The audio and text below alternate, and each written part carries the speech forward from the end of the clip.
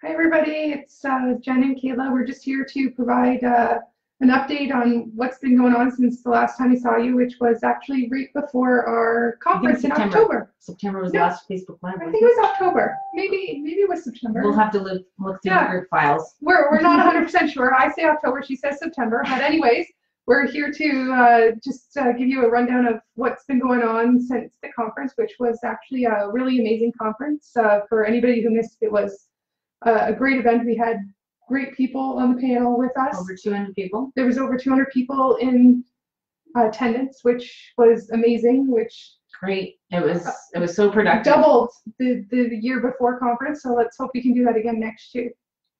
Yeah, we're gonna have our gala next year. But this for our conference this year, we actually were lucky enough to have Belinda Carlios, the Cambridge MPP, come and present and say that there's changes happening and that she was working on getting us a meeting with the elected officials that were able to have the influence of changing certain sections of the RTA and the LTV and everything else in between.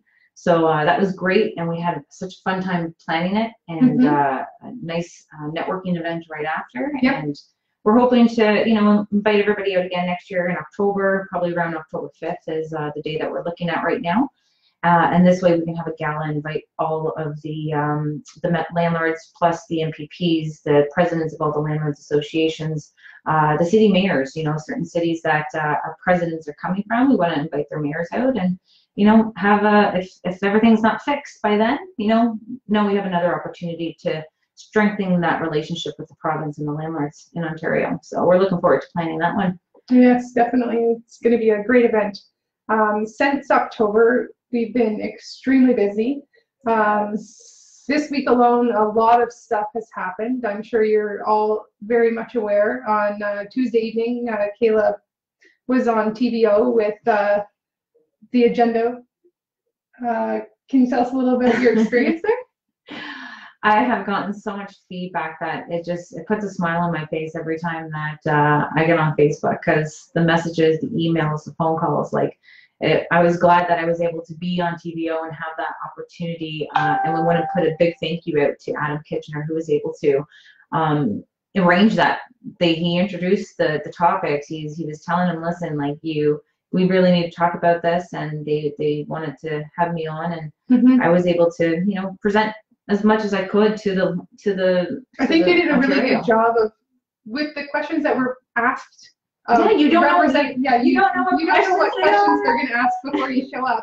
But the questions that they did ask, your answers I thought were really well done. Yeah. Do you know how hard it was to actually give an answer within and not being cut off and not have a whole 5-minute spiel? Well, I don't know about you guys because I know Kayla really well, but when I watched it, I was actually on the phone watching it. She was on the phone with me when I saw it on Tuesday night, and I could see in her face that she was wanting to cut people off when they were talking and saying things. So I'm actually pretty proud of her. Thank you, Connie Cody. She has been so helpful, guys. You have no idea how helpful she is in really working with Ontario Landlords Watch and thinking of different ideas and policies and connecting us to elected officials as well. You really please connect with Connie. She's a fantastic person to brainstorm some ideas off with. I should have turned off my phone before we started, but I didn't. But yeah, it was an experience of a lifetime to be able to be on this show, to be able to speak of something that I love so much. I have no idea how to turn your phone off. It's going to be phone 9. It's a Samsung, but yeah, I don't know how to work those. We know a lot of people like to do some comments, and sometimes our Facebook live feed is not giving us all the comments. So if we miss any comments, we might make sure that we comment back to you through the comments after our live footage here. Yeah. But yeah, it was crazy. Besides TVO, you actually had an interview with the Cambridge Times this week as well. Yeah. You were on the front page of the Cambridge Times newspaper. Picture right in front of your rental unit. It was nice. You commenting on affordable housing in the region here. I'm glad that the media is picking up on this crisis, because that's what they're doing. They're doing a 4-part series for the Cambridge Times, similar to what Toronto Star has been doing with really trying to get the issues out there. Yep. It just usually Toronto Star doesn't take the landlord side, so I'm glad our Cambridge Times gave you the opportunity. Bill, you said he wrote an amazing article, and we want to thank him for doing everything he can do to really capture the real, true issues of this housing crisis. And that's why it was a privilege to be able to be on the front page. Well, it's not only something that affects tenants, it's something that affects landlords too. So having a landlord's perspective, I think, rounds out the article better than him just going to people who feel like they haven't been able to afford housing. I turned off that phone. I really did. I seriously turned it off. I have no clue why it's having a landlord perspective kind of makes it so that you can. It's my daughter. Turn her off. She knows we're Facebook Live. Her dad's in the living room. He can deal with her. I forget where I was at now.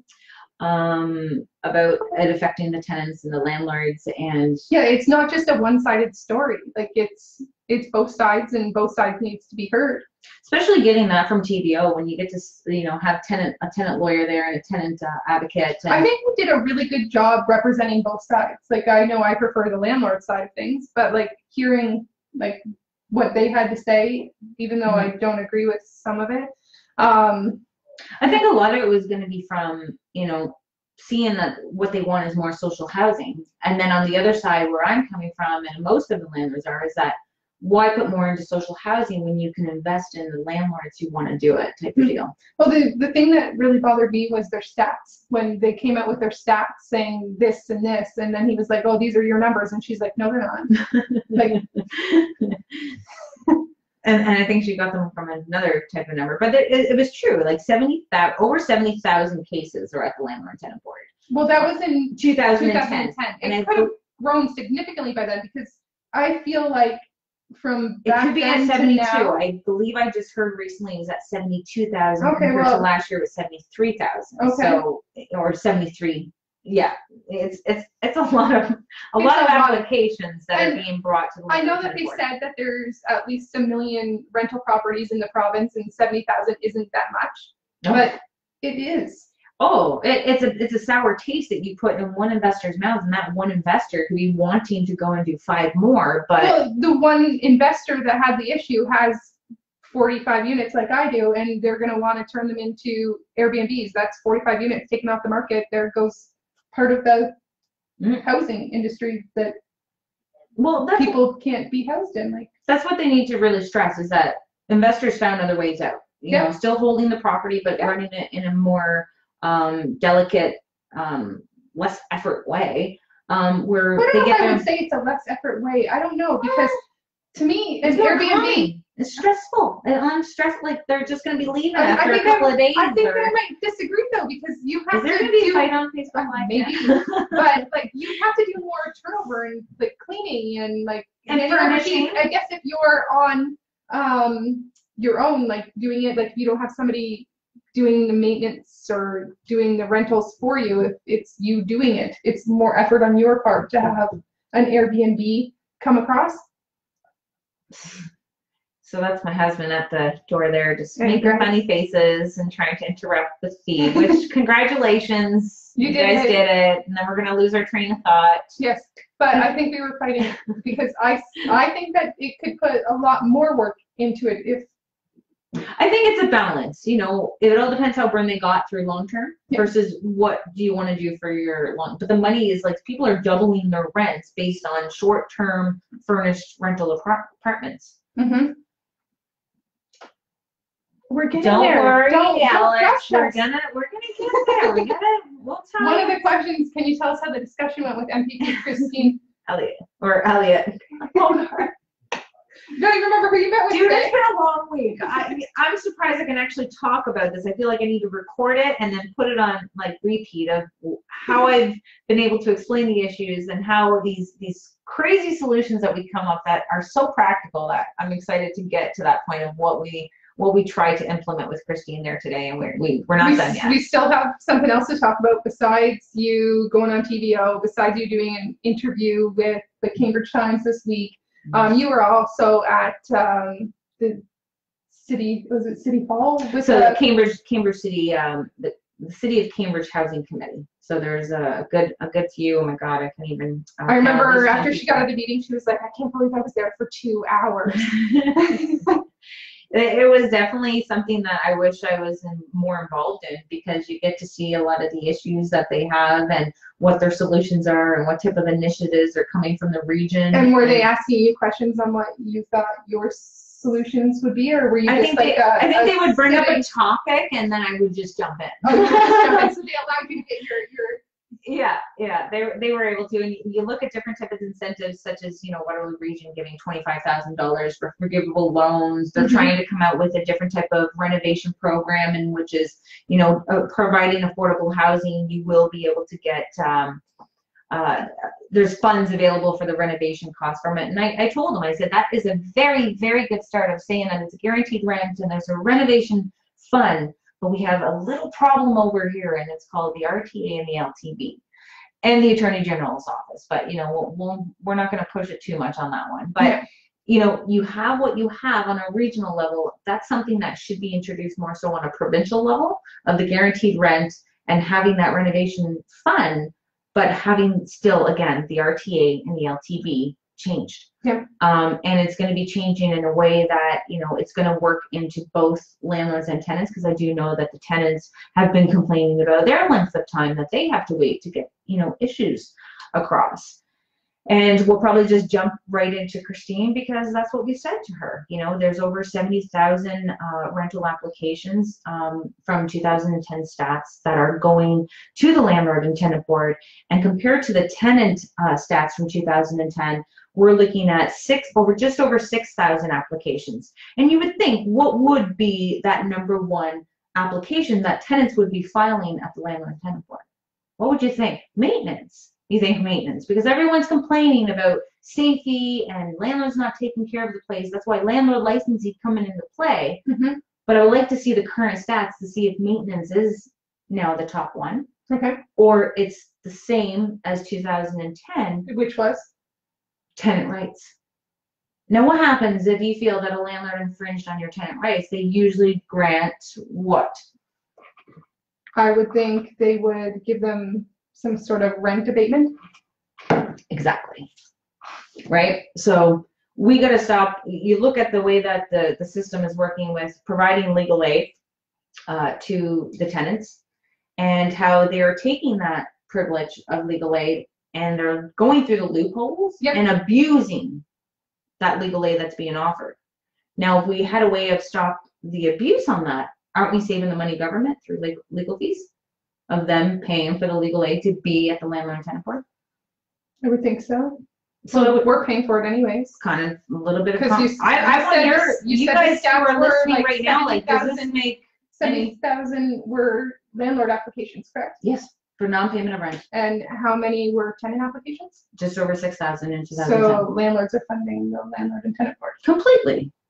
Completely, and we always balance that $50 fee that the tenants have to pay versus $175 that the landlord has to pay. But let's say for the good tenants who want to pay off their debts, they're now responsible for paying that filing fee that the landlord has to file. Right. So it really is, again, affecting the tenants once again. But a good stat I would like to see is when you actually go there, how many landlords actually get the money out of the tenant. Well, this is what we proposed to Christine today, that we feel that there is mediation services that are desperately needed well before a hearing date. I think there's got to be a way through email, through phone number. This way we always have a connection to our tenants through phone number or their email, and they get to do some type of mediation services. But for the opinion of knowing how many applications are coming into the Landlord and Tenant Board from the landlords, and the main issue is a non-payment of rent, and does it state in the RTA that a tenant can withhold rent? It does not. The only way a tenant is not allowed to pay rent is if they apply to the board to have it paid to the board until their maintenance issues are fixed. So if we have a situation where the mediation process could say, hey, did you pay or didn't you pay? If not, 11-day standard eviction order is coming in the mail for you. Or do we keep those 30,000 accounts or 30,000 accounts going through the Landlord and Tenant Board and holding everything down?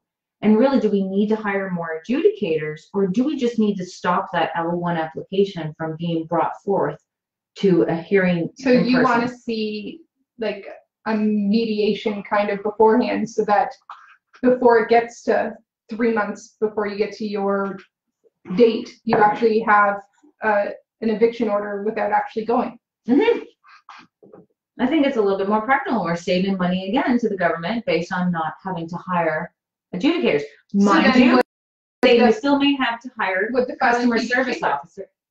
That's what we would wonder. But it wouldn't be such a long delay. We have the mediation issue dealt with, so it's not holding down the landlord and tenant board through the mediation portion.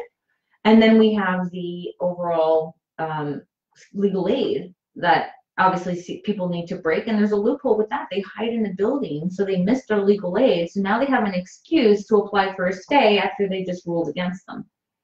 We need to stop that delay. You need to start getting the tenants out there, understanding that they need to pay. I don't even see how they can, like, maybe I'm biased because I'm a landlord, but how can you get a stay if you not paid your rent? You shouldn't be able to get a stay. You either pay or you leave. Like, same thing if you're going into the grocery store and you take food and you don't pay for it, it's robbing. If you don't pay your taxes and you let it go for so long, they take your house. You know, we already have a problem of being so heavily controlled by the government, but the system that they have in place for us is not, it's not doing the job that it's supposed to do. They're trying to be the collection agency, but they can't enforce their own judgment. So why are we boggling down the system that way? Exactly. Yeah. Okay. Well, that was one of our solutions that we were getting. Because I actually wasn't at the meeting today, I had somewhere else that I was supposed to be. Can you tell me, I guess, what do you think she was most surprised about that you brought forth? She definitely knows of the issues that landlords. She said they know it's a tough gig in the landlord world to be able to be a landlord. They understand the need into changing certain sections of the RTA, and they know that the speediness of the LTV is needed. And she said that they're working on getting more adjudicators. And that's when we're like, no, you don't need more adjudicators. Just pull that L1 and you just opened up a lot of spots and a lot of time. That's what you just did. Yeah, like, why? You file an L1, there should be no reason to go to a hearing. You should get a standard order eviction in the mail if they paid. Great. If they haven't, they need to leave. Yeah. Like, there's no reason for it to go to a hearing, in my opinion. Like, if you've paid, you've paid. There's no black and white. There's no, well, they haven't fixed my refrigerator. Well, you should have put through a maintenance order then. Like, you should file a maintenance. Like, if you're not doing your part in it, then I really don't see, I got the impression from the comment, she says, like, why are we in the business? The government really shouldn't be in the business. If you look at the fact of social housing, it's not sustainable. It's not, we're constantly putting taxpayers' dollars to find the land, to build it, to manage it, to maintain it, with the renovations, to subsidize the rent. You know, the snow removal is part of the maintenance cost, but you know, you see the overall taxpayers. So why aren't we working with the smaller landlords? They've already been doing it for years, going with developers and going with the social housing, pump more into social housing, but we have so many units in social housing that's falling in despair, and they don't have the funds to continue to go ahead and to keep maintaining them. So let's try this different way. Let's try to work with the landlord. And the only way to do that is listen to the investors and say, this is what I need. This is what I need in the RTA. This is what I need in the LTB.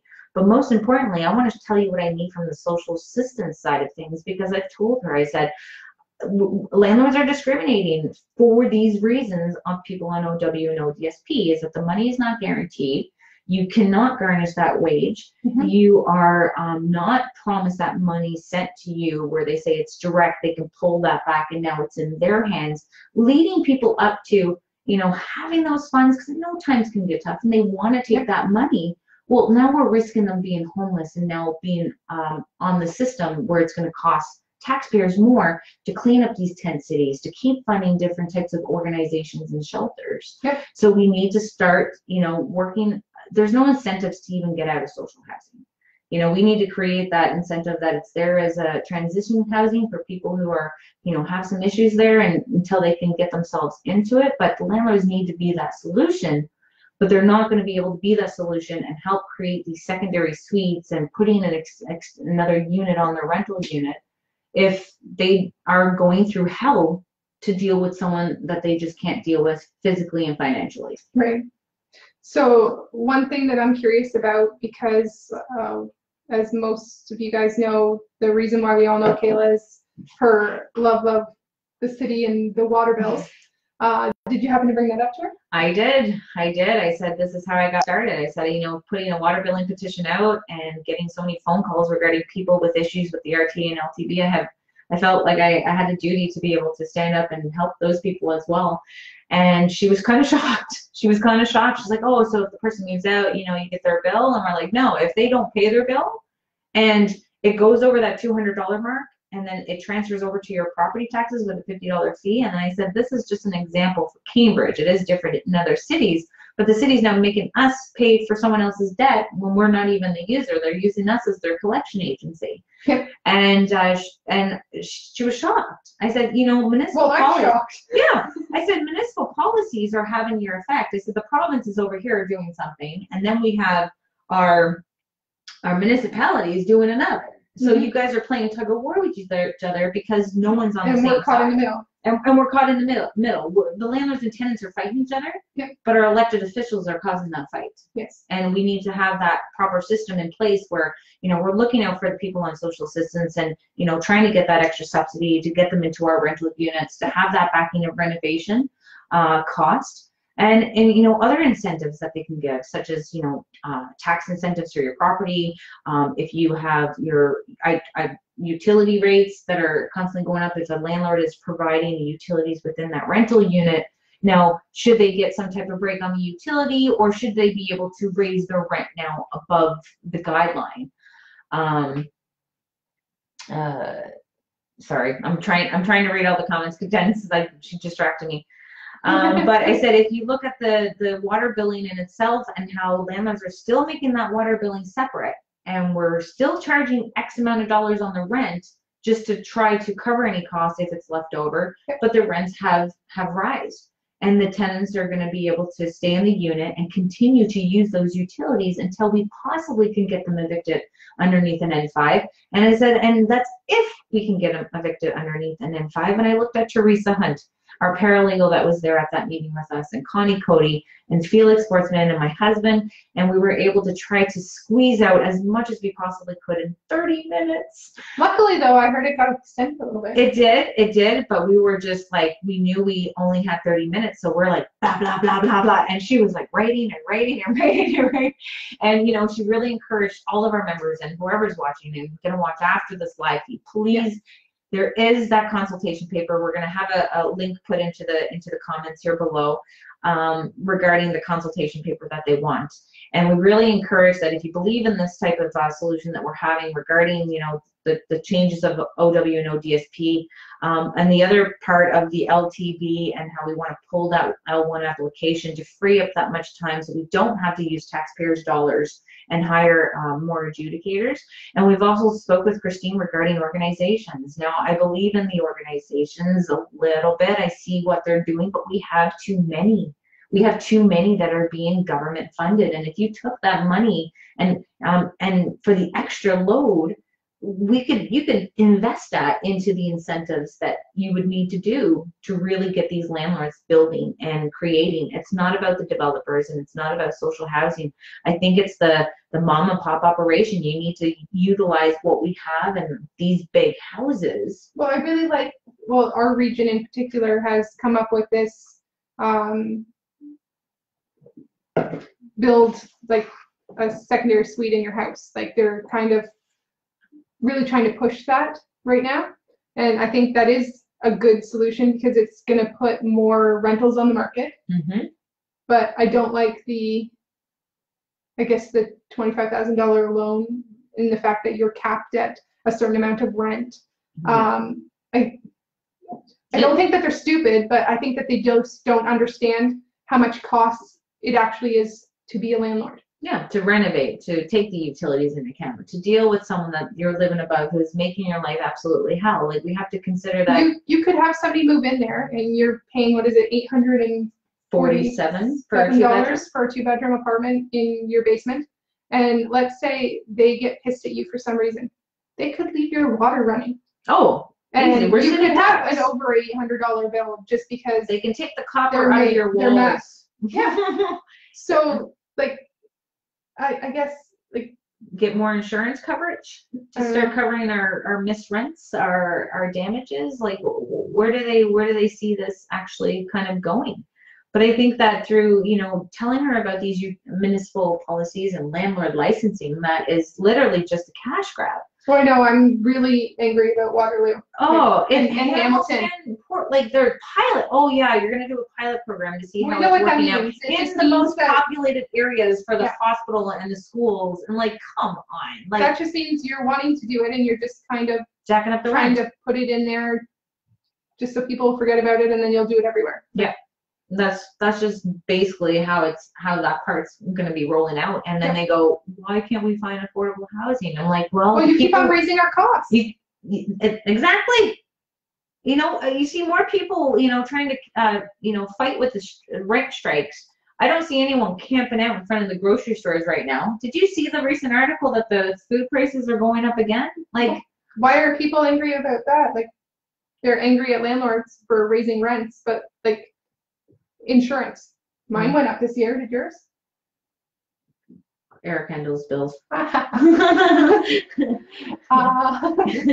Hydro. Mine definitely went up. It always goes up. Nothing goes down. And if it goes down, you're kind of questioning, is this a bad bill? But like, yeah, well, you know how I feel about the Cambridge Water Department now?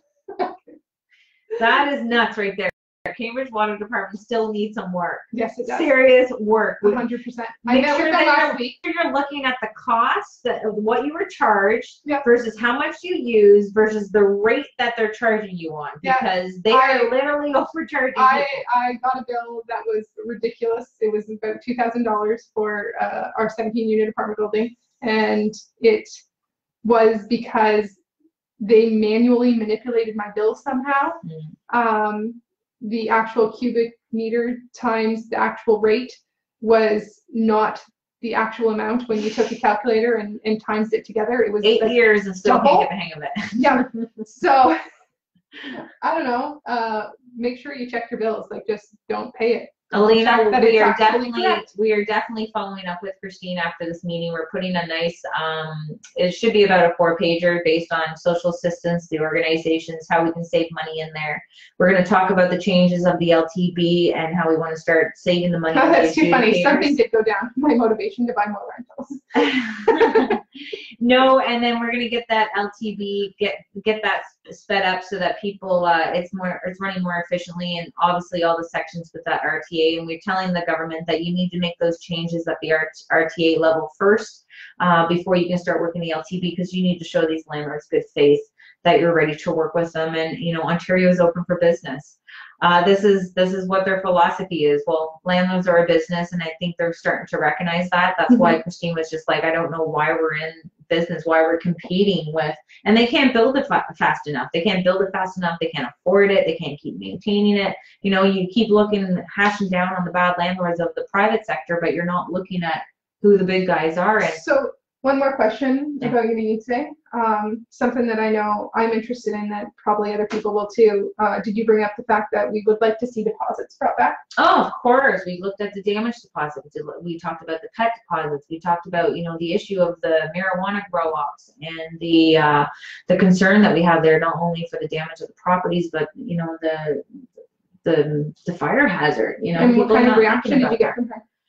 I'm very impressed with the fact that she would just sit there and she would write. She actually told us to slow down. Like, we're well, we all know how fast kids are. Like, I'm sorry, you only have 30 minutes. We want to get everything out right now. And I'm so thankful that you were able to meet, because this actually took me 8 years to get to this level. I'm so thankful that we actually have someone in blue there, because I've been working really, really hard, and we're not done. You know, through this list that's going to be sent to Christine regarding this changes. We're also going to be connecting with other MPPs in the province to get their support at the same time, as well as keep doing what we're doing on a local level. And I want to be able to teach anyone who's interested in doing on their local level what I'm doing in my area, just so that everyone's all on the same page. We're still working our alliance with all the landlords associations and constantly being in correspondence with them at all time, from Sudbury and in Kitchener, and making sure that we're reaching out to as many landlords as we possibly can. It's power in numbers, and that's what we're trying to accomplish here. And the only way to do that is to keep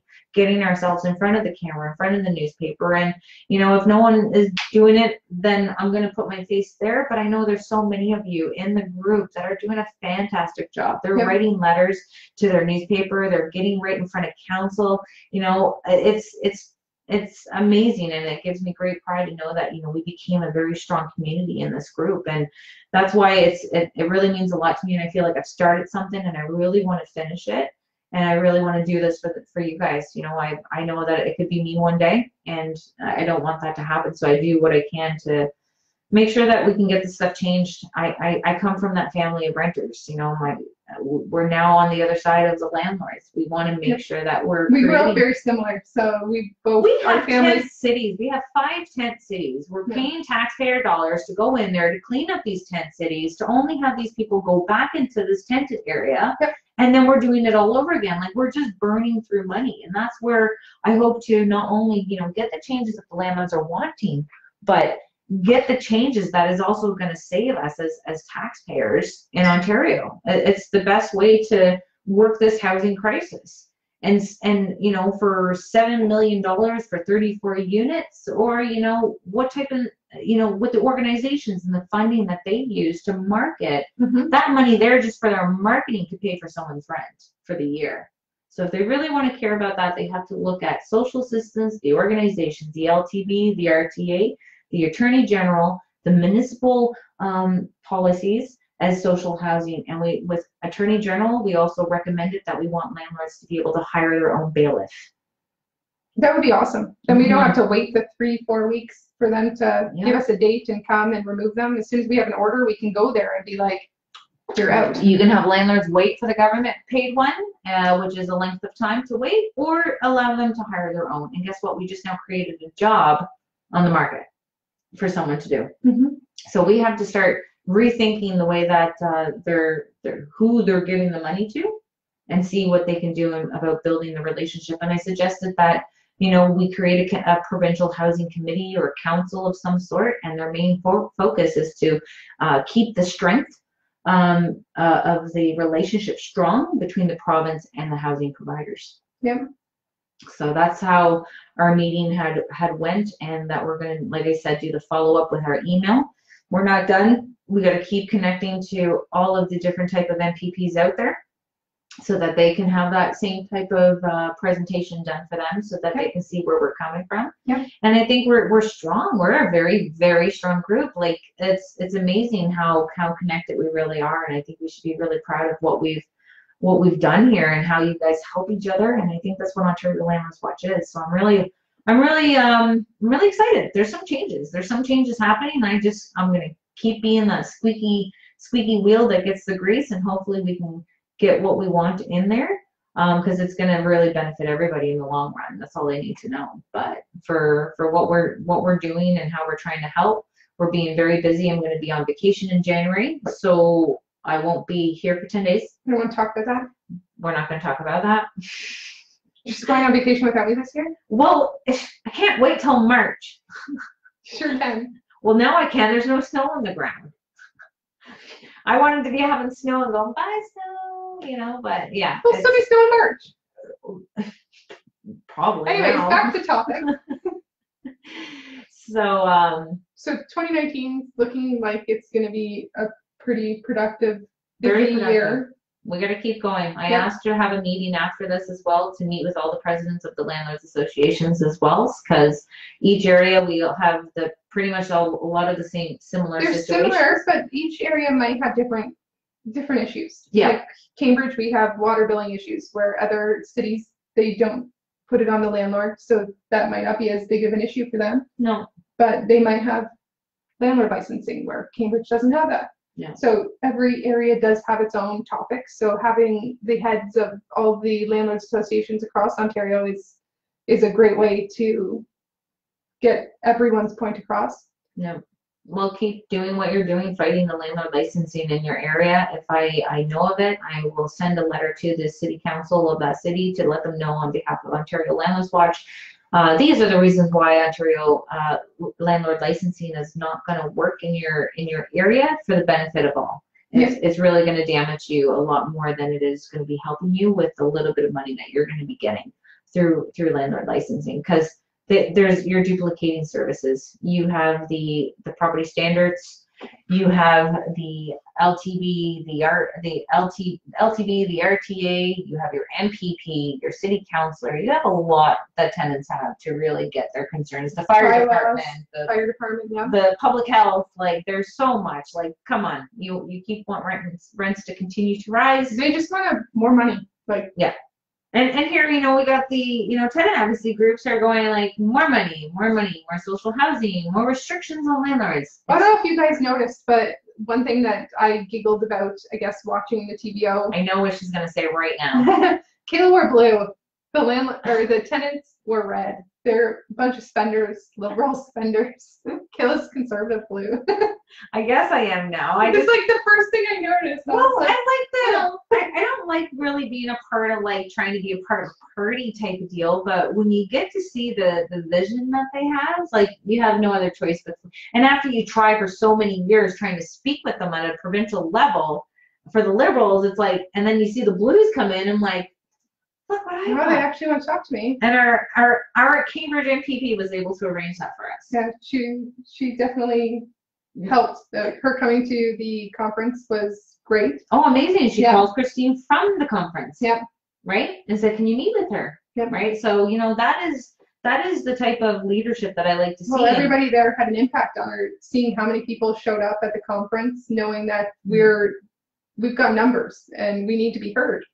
That's what it is. That's what it really is. And I think if we can really show them that, you can fix the system, you can create more rental units, you can save taxpayers dollars, why wouldn't you adopt it? That's just, it's going to be silliness. It would be, start releasing these jobs. They don't have to need to be government jobs and paying high prices, even though I want a job with the government. See how much they get paid? I know. When I told her how much the manager of the water department in Cambridge gets paid because he's on the sunshine list, she was like, I want his job. Put in his resume, and I can so fix that water department though. I think you could. I totally could. I'm going to have to talk to the mayor about putting my resume in there, I think. But then it would take me time away from doing what I'm doing now. Yeah. So, and we don't want that. I'm not done. You're doing great things, and we're going to continue it in 2019. But I think we have a gift certificate that we're going to give away. So before we end tonight, if you guys can do us a favor, because we don't want to just, it's hard to pick someone. So please, if you can go into Google reviews and give Ontario Landlords Watch a Google review or a Facebook review. And also please give our friends at KW Property Management a like on their Facebook page. Because the gift card is coming from them. They're a wonderful supporter of Ontario Landlords Watch. They've been behind They're amazing. Kayla and Ontario Landlords Watch. Ever since the water billing petition. Yep. And they've been so supportive through each and every step of what I do and how I do it. And I'm surprised I'm not paying them to be my psychiatrist right now, because I talk to a lot of the owners there, and I love their opinion, and I get the opinion of everybody in this group. And that's what I think gives me the knowledge that I have, is being able to talk to all the landlords. Mm-hmm. If I spoke with you this week, tag yourself in this post, because I would like to see that. You talk to a lot of people. I talk to a lot of people around a week, so and it's great because I'm able to connect, to keep learning and keep connecting them to things that they need to know, because the more people that we have advocating, the better. It's not going to be like, oh, Kayla's got this, Jen and Kayla, we're good. No, we need you. The team's got to come together, and we need really, I think, if you like that philosophy of what I was presenting about the different types of changes, we need to start advocating for that, because I think it would free up a lot of time, a lot of money, and give us what we're really needing in Ontario to really protect protect all parties. And I think as if we keep going the way we are, I'm going to take a break now for like a couple of days because this week has been hectic. I get so nervous at all this stuff and the comments that everyone's been saying. I can't thank you enough. Like, it really means a lot to me the way that everyone is very proud of the way that we're doing things, and we want to thank them for being a part of Ontario Landlords Watch. And in the new year, we're going to have a little bit of a branch off of Ontario Landlords Watch. It's going to be Ontario Landlords Elite. The video is finally put together, so we can upload that of the video from the conference inside of the Elite group and be able to connect our members there with the addendum so that they're well protected, as well as other forms. Get one of our little fancy t-shirts that says rent is due on the back. My back hurts, so I'm not getting up. It's rent is due on the first. Rent is due on the back. Rent is due on the first. I'm so tired. But I really like our N4 on the second. N4 on the second, then we can get an eviction shirt going on there. Evicted. Evicted. Oh, that's good. No one's gonna wear that shirt. Oh, I've heard. That they're gonna look like you were evicted. I've evicted them. But how about I won? Like, I can't wait until we can actually say we won. So what? When someone's in the landlord tenant board, they just put their shirt on. Yeah, Nothing. I won. I won. Oh wait, they're out. Wait, no, I don't know. Kayla hates my ideas. No, that we're gonna have a shirt to be like, wait, they applied for a stay. We're gonna be all dressed in the landlord tenant board. Yeah. Sometimes you just want to be able to, keep the fun in this. Keep doing what you're doing. Make sure, landlords, that you're providing the customer service that you need to do in this industry to give yourself a good representation, because the tenants can have a bad landlord list, but we can't have a bad tenant list. I know. So we're a little worried about that as well. We wanted to suggest that the repeat offenders are having their name at the landlord tenant board released to the public, just so that will prevent that behavior from happening a little bit too frequently. I frequently. totally think that if they're repeat offenders, that landlords should be warned. And you can tell through repeat offenders, not like just one, but repeat offenders need to be called out for what they're doing. Yep. This is people's hard work and money and everything's at risk for them. I was very excited about the article. I think it was in the Kitchener Record where they posted the actual names of the couple that have screwed over 3 landlords in our area. Mm-hmm. I was shocked that they were actually allowed to do that. I think once it goes into another court process, I think that's how they are able to do that. But because it went through small claims. And we have one of our members in here now, John, he was the landlord that got charged the $25,000 because of a human rights tribunal. So it's like, there's so much. Like, why would someone want to do this? And sometimes you don't get that money right on a monthly basis. Mm-hmm. It's literally when you sell the place, maybe. But ideally, it's the small landlord's retirement plan. And we need to stop investing into and wasting government taxpayer dollars and start putting it into people who are going to make the money work and start making the rental properties make money instead of lose money. Well, that's why we're in it. We're in it to make money. Yeah. It's a business, not out of the kindness of our hearts. Well, that's why we still consider, we I think that's why we still do it, because we feel bad, but we're not here to lose money. I'm glad the schools are now starting to do financial. Oh yes, I read that. That's actually the really smartest thing that they've ever done. I don't know why they teaching these kids how to run a household and how to pay their bills and know that money doesn't grow on trees. I don't understand when the actual perception of you have a choice to pay your rent came in, because when I was a kid, that was one thing my mom always said is, I pay my rent first. She's like, I might not have money to pay the hydro bill, but my rent's going to be paid. And when did that mentality stop? Sad. Yeah. It's really sad. But you know what? We're going to continue to keep fighting. We're going to continue to keep fighting. We think there's lots of changes. We just need to get our voice in there. And we want to be able to get our connections into other MPPs. So if you have any MPP, and you're going to send them a letter, CC us in that email, olwlandlords@gmail.com. If you want to subscribe to our newsletter that we have that goes out months, I do apologize. November did not get out. You were a little bit busy. A little. We were preparing for everything that happened this week. Everything. I'm surprised you don't see the gray hairs now.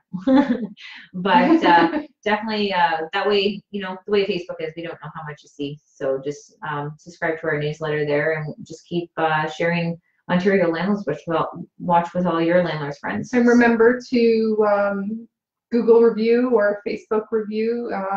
We're going to be picking somebody, what do you say, Sunday night? Yeah, we do Sunday night. Give everybody Sunday night. We don't need a paragraph. Just tell us if you like us. Yep. If you don't like us, it's still a review and you're still going to put your name in. But, you know, it is what it is. We hope you like us. We hope so. I really hope so. Yeah. But we want to thank everyone for watching tonight. And we probably won't be doing this now, maybe until the new year. So yeah, everybody in the comments is saying thanks to us, but we want to say thank you to you because we wouldn't be able to get this far without all of you. I agree. And you know what? Keep shooting for the stars. Keep making sure that you keep investing because it is a really good investment if you know exactly what you're doing. But just know that we are here and we are doing whatever we can to make this industry a lot better than what it is for all. And taxpayers. If you have any other ideas that we haven't brought up that you want brought forth in our next meeting, if we get another meeting with Christine, send it to us in an email. Please. Send us a Facebook message. Let us know what you think. We want your opinions too, because keep sending your letters. Yeah. I just handed the letters that were sent in to Christine. I'm like, and this is for you. Homework. It's lots of reading, lots of opinions, lots of issues, and lots of solutions. But I do feel that what we explained here tonight would be something that would keep us in the field, and I told her we're leaving in droves. So unless they change something quickly, they're going to be the #1 source where landlord tenants are going to be looking for to provide them housing, and that is a sad state of repair when it's 2018 and that even can't happen. But if anyone has any comments or concerns or anything that you think that we can do and bring that to the elected officials, please email us, put it in the comments, keep advocating. And until January 2019, have a Merry Christmas and a Happy New Year. Ciao. Happy renting.